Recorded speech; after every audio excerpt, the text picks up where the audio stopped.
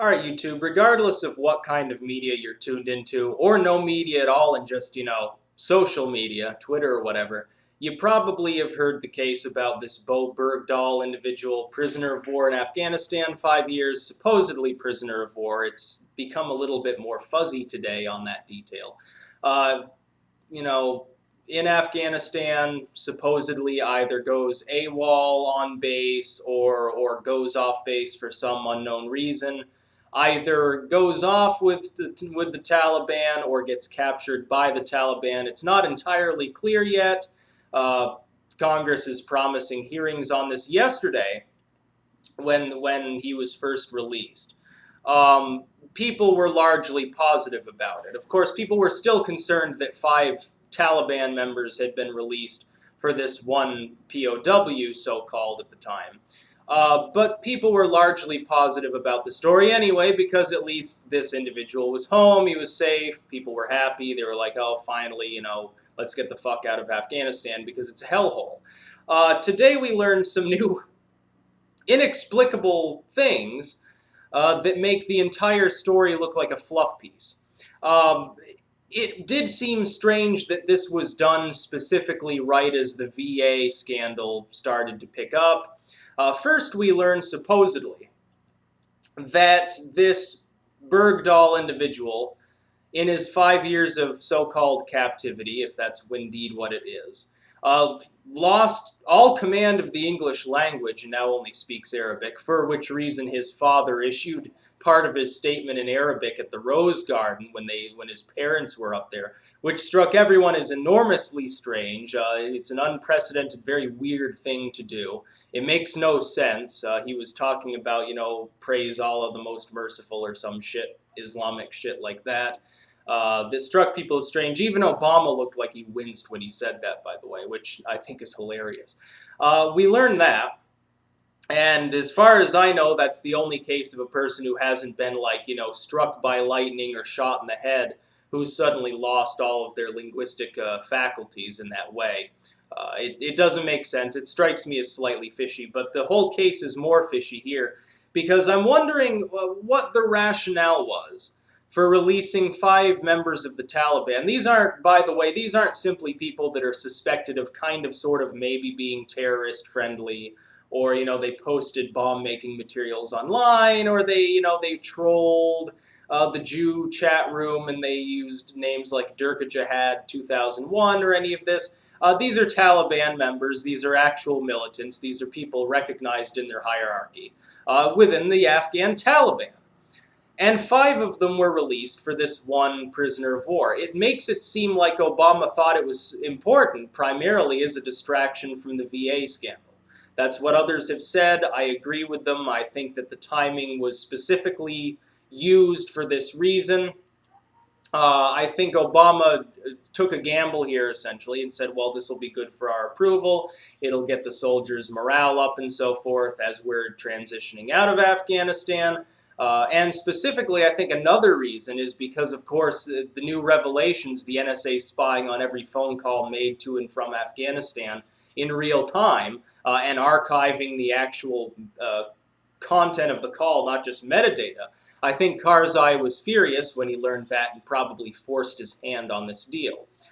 So it's starting to strike people as a little bit strange, especially when we get new revelations, supposedly just rumors, but from people who actually served alongside this individual, that he deserted, that he's actually a deserter, that he didn't simply walk off the base with his ID and, he got captured before he could come back and he was just taking a shit or anything like that, but he's an actual deserter who supposedly, according to emails, lost his faith in the United States completely and essentially started liking the Afghan people and feeling for their plight. Now, here I am, as a libertarian who stood against Bush when he was president too.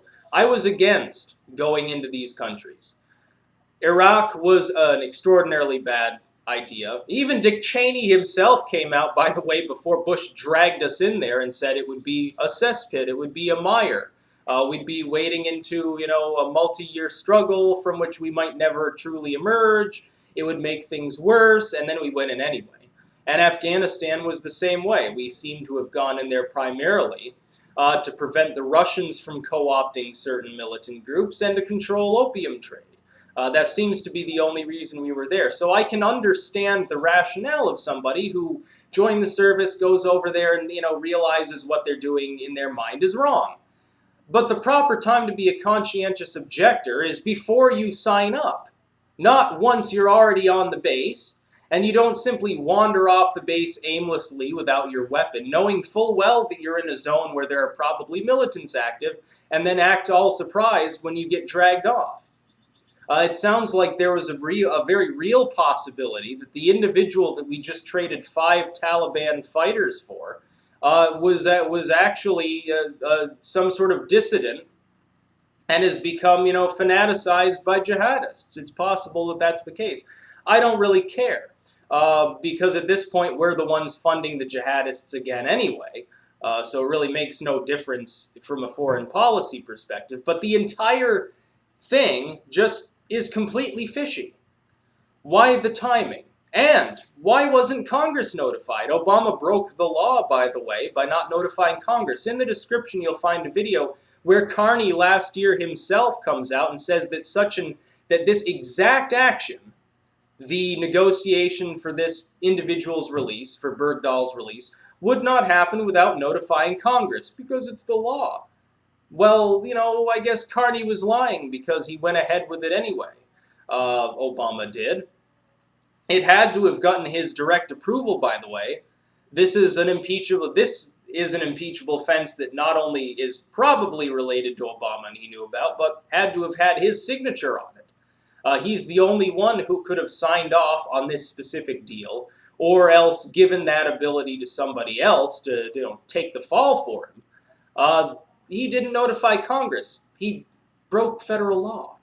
And yet, nothing will be done about this, I predict, because Obama can do no wrong.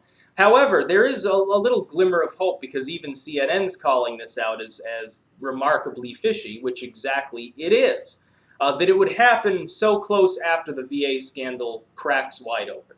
And after Shinseki's out, and Carney's out, and all these other individuals resign or are fired. Seems strange. Why 5 for 1? Why was that considered a good deal? Specifically, these individuals are higher-ups within the Taliban. It makes no functional sense. Even Ronnie Reagan himself, who was also borderline retarded and suffered from Alzheimer's at least in his second term, and who did arm the Taliban and the Contras and all these other groups, and called them the moral equivalent of our founding fathers, which is, hilarious in retrospect, considering what the Taliban now dedicates its time to. Even he probably never would have struck such a deal. Such a losing side of the bargain style deal, where it makes the United States, or makes Obama specifically, not the US as a whole, look completely desperate. Like this individual was so drastically important that we had to release 5 Taliban higher-ups to free him. Why? Does he know something in specific that's of great importance? If so, what is it? Did he know something damaging about Obama? Did he get radicalized and we're worried that this soldier is going to release some sort of manifesto and go on a killing spree? We need answers. Congress supposedly is forming committees right now to look into this.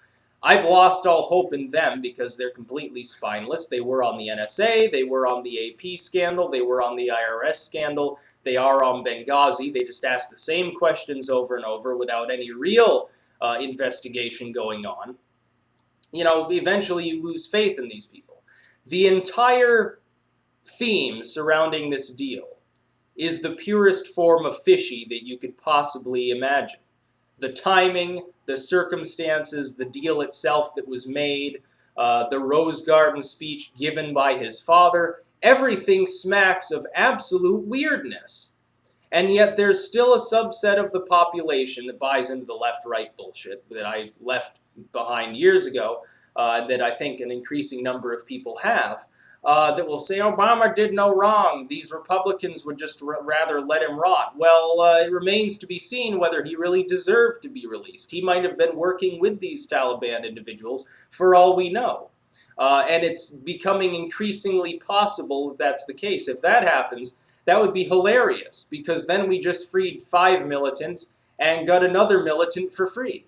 It makes no sense. Let's say that I'll give the benefit of the doubt here. Let's say that we take Bergdahl and Obama and so forth at face value and assume that this was an honest-to-goodness prisoner of war, never radicalized, he's just really fucked up, he needed to be released, he was in bad mental condition, it's good that he's been released. Let's assume that that's the case. Let's assume that I can overlook the 5-for-1 deal. Let's assume that I can overlook the fishy circumstances of his father's speech at the Rose Garden. Let's assume all that.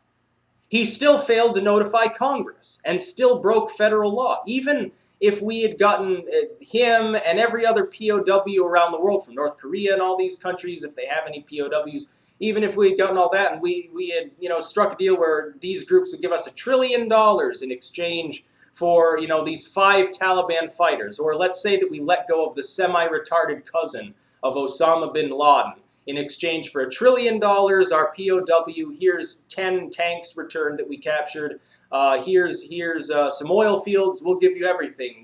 They're just being really generous because we bombed them with a marijuana bomb or something, or the gay bomb that people talk about. Let's assume that that's the case. He still had to notify Congress before being allowed to make such a deal, and he didn't do that, thereby violating federal law, an impeachable offense, which he himself or someone he dictated this power to had to sign off on.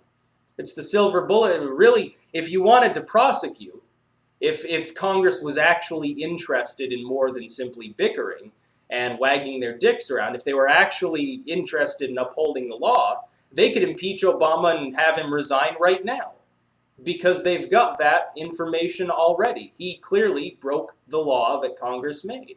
But nobody cares because the POW is safe. So magically, it doesn't matter that we have 5 new Taliban dudes running around, in Qatar. None of it matters because our POW came back. Well, I would throw in the "we don't negotiate with terrorists" line, except that that's clearly not the case because we're the ones funding and arming them in Syria. So kind of blows that ethos out of the water, so I won't parrot that old GOP line. But the entire case is just so fishy, and people are so fucking retarded that they don't even understand it. There's just slinging mud around from side to side. The left attacks the right, and the right attacks the left, and they don't even understand what the case is about. They don't understand why it's fishy. They just understand that it is, or they overlook that it's fishy, and they just say, well, good for Obama, you got the POW released. But look at the aspects of the case. They're completely fucked up, and nobody seems to realize it. Nobody seems willing to have a deep enough thought to wonder, why would he violate his own law? And he knows he's going to be called out for it because Congress obviously isn't quite that dumb.